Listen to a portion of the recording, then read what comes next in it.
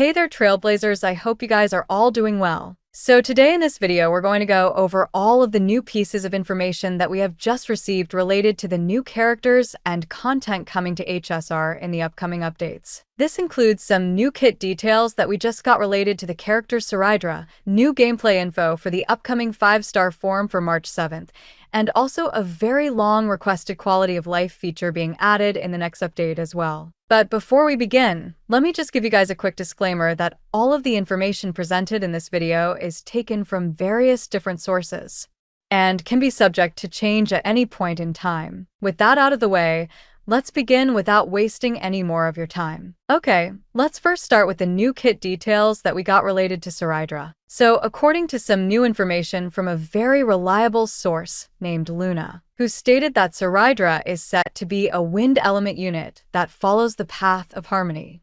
And her playable version is said to use the short girl character model similar to characters like Fu Xian. The source then goes on to state that CERYDRA will not be a dedicated buffer, but instead a general-purpose support comparable to universal support units like Tribby and Robin. She is said to be a single-target support whose core mechanic is centered around granting an extra turn to an ally immediately after they take an action, which will make her best suited for non-remembrance solo DPS units such as Phanon, Anaxa, or even E2 Herta. Furthermore, CERYDRA is also said to feature a minor SP generation mechanic in her kit as a side utility. Overall, the fact that CERYDRA is an all-purpose support that has the ability to give your party members an extra turn right after they take an action sounds pretty broken, not gonna lie, and would make her pretty much a must-pull for almost any hypercarry base team, as double the turns means more windows to deal damage with your DPS unit, which results in a huge increase in the character's overall damage output. So that's basically all of the current info that we got related to CERYDRA's kit. Next up, let's now go over some new pieces of info that we got related to the new 5-star form for March 7th. So, according to a post from the same reliable source Luna, the new March 7th SP will be a AoE damage dealer under the Remembrance Path, with some of her abilities being able to target up to 2 enemies. Her memo sprite is said to be a jellyfish, which can be enhanced, and she can serve the role as either a main DPS or sub-DPS alongside characters like Castorice. So it sounds like this new version of March 7th will be very versatile and not locked to any particular team.